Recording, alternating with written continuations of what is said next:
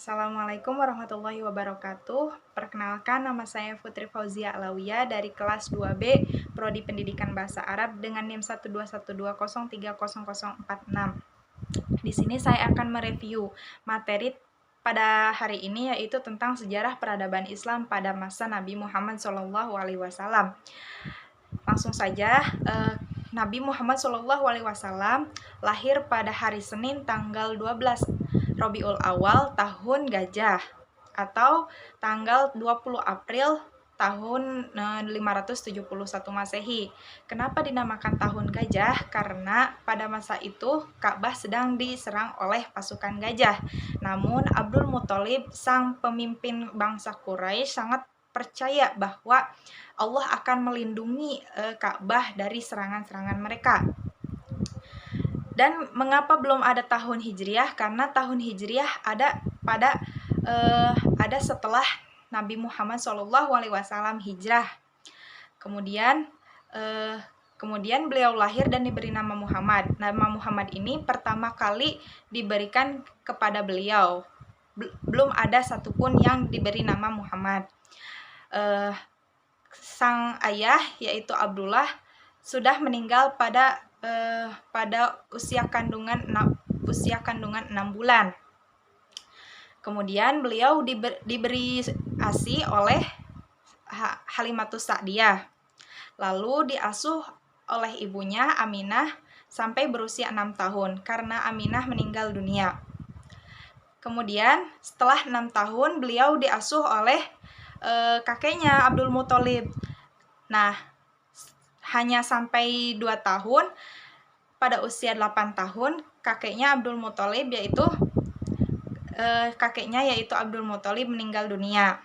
Kemudian beliau diasuh pula oleh Abu Thalib. Abu Thalib ini pamannya. Dan beliau mengembala domba.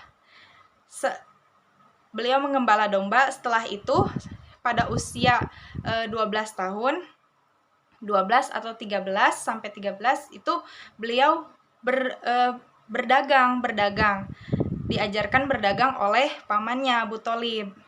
Nah, berdagang ini pertama kali beliau pergi ke negara Syria atau ke negeri Sam. Lalu sampai usia 25 tahun beliau memperjualkan dagangan saudagar kaya, yaitu Khadijah binti Khuwailid. Nah, pada usia 25 tahun itu Khadijah binti Khuwailid melamar Nabi Muhammad SAW. Lalu kemudian mereka menikah, dan setelah itu pada usia 40 tahunan Nabi Muhammad SAW mendapatkan wahyu. Wahyu pertama yang diterimanya yaitu Quran surat Al-Alaq dari 1 sampai 5, tepatnya di Gua Hiro. Kemudian setelah datangnya wahyu itu, kemudian datanglah wahyu-wahyu yang lainnya. Setelah itu beliau melakukan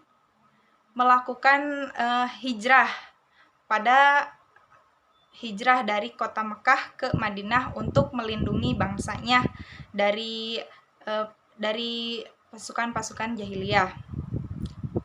Lalu pada tanggal 24 September 622 Masehi beliau hijrah bersama pengikut-pengikutnya.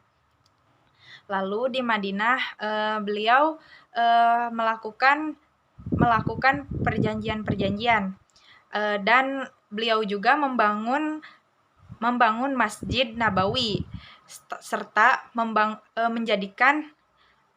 membuat perjanjian dengan kaum di Madinah. Lalu yang terakhir yaitu membuat